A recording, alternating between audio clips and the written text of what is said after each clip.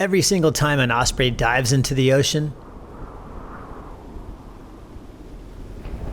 its life is in danger. Will its catch drag it under? Will a shark take them both?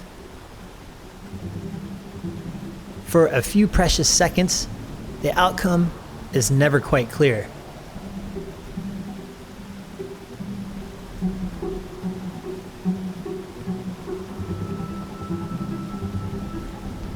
Look at the size of that fish.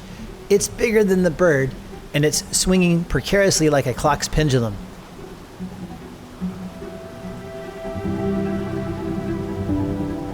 And with every second that ticks by, the bird is in danger of losing its hard-earned meal.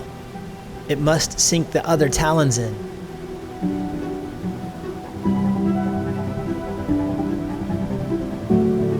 In its first attempt was a failure. It has no choice but to try again.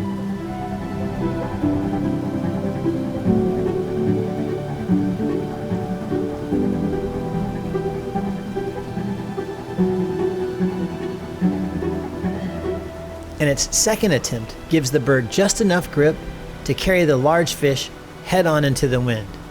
Glad I'm not a fish.